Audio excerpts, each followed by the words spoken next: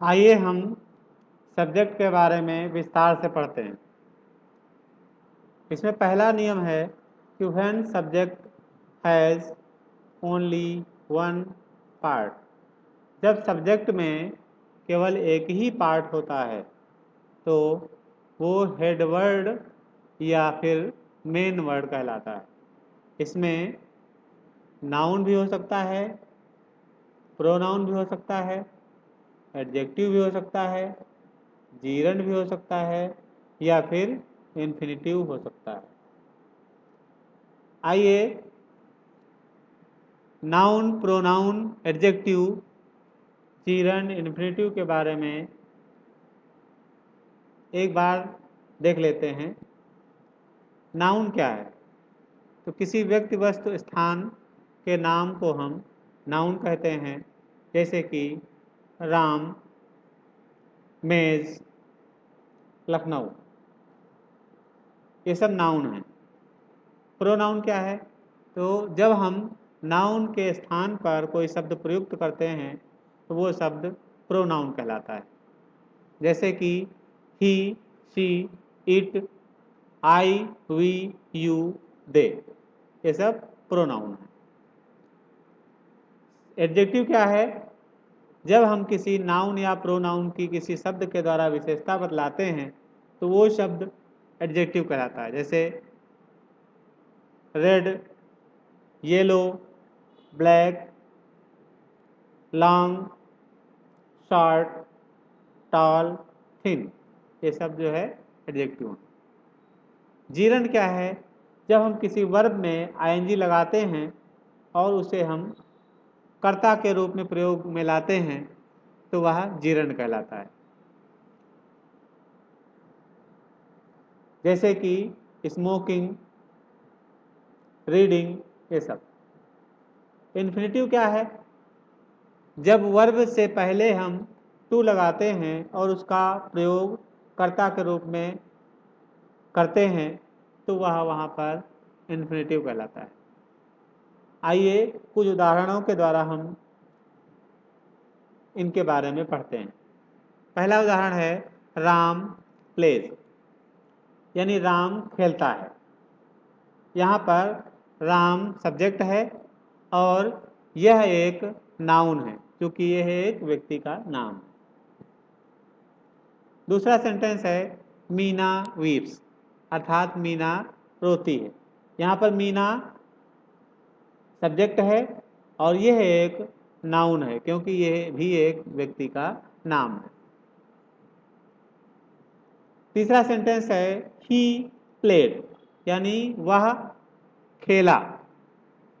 तो यहाँ पर ही क्या है? सब्जेक्ट है और यह नाउन के स्थान पर प्रयुक्त हुआ है, इसलिए ये एक प्रोनाउन है। चौथा सेंटेंस है सी वेप्ट, यानी वह रोई। यहाँ पर सी सब्जेक्ट है जो नाउन के स्थान पर प्रयुक्त हुआ है, अतः यह एक प्रोनाउन है।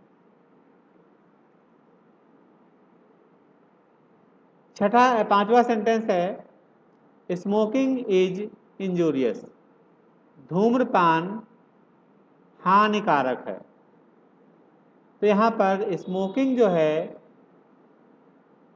कर्ता की जगह पे इसका उपयोग हुआ है, आईएनजी लगा हुआ है, कर्ता की जगह पे इसका उपयोग हुआ है, इसलिए यहाँ पर ये जीरंड है। अगला सेंटेंस है टू वॉक इज यूजफुल, यानी टहलना लाभदायक है। तो टू वॉक यहाँ पर कर्ता की जगह पे यूज हुआ है, इसलिए ये यहाँ पर एक इन्फिनेटिव है। आइए अगला सेंटेंस देखते हैं। यहाँ पर डॉग्स बार्क, यानी कुत्ते भौंकते हैं। तो यहाँ पे डॉग्स ये एक नाउन है और ये सब्जेक्ट है। अगला सेंटेंस है सी लेबर्स हार्ड, वह कठिन परिश्रम करती है। यहाँ पर सी जो है एक प्रोनाउन है। द पुअर आर सैड, यानी जो गरीब लोग होते हैं वो दुखी रहते हैं। तो यहाँ पर द पुअर क्या है, एक एडजेक्टिव है और इसको हम सब्जेक्ट के लिए यूज किए हैं। यहाँ पर देखिए, smoking is a bad habit, धूम्रपान एक बुरी आदत है। यहाँ पे स्मोकिंग एक जीरंड है और इसे हम सब्जेक्ट की जगह पे यूज किए। अगला सेंटेंस है टू अर इज ह्यूमन, यानी गलती करना मानव का स्वभाव है। तो यहाँ पे टू अर यह एक इन्फिनेटिव है और इसे हम सब्जेक्ट के लिए यूज किए। अगला है to find fault is easy, यानी गलती पाना सरल है। तो टू फाइंड यहाँ पर एक इन्फिनेटिव है और ये सब्जेक्ट की जगह पर प्रयोग किया गया है। तो इस तरह से हमने देखा कि इन सेंटेंसेज में हमने नाउन का भी प्रयोग पाया, प्रोनाउन भी पाया, एडजेक्टिव भी पाया, जीरंड भी पाया और इन्फिनेटिव पाया। इनमें सभी जो सब्जेक्ट हैं वो हेड वर्ड कहलाएंगे या मेन वर्ड कहलाएंगे और सभी इनमें से कोई न कोई एक है, नाउन, प्रोनाउन, एडजेक्टिव, जीरंड या फिर इन्फिनेटिव।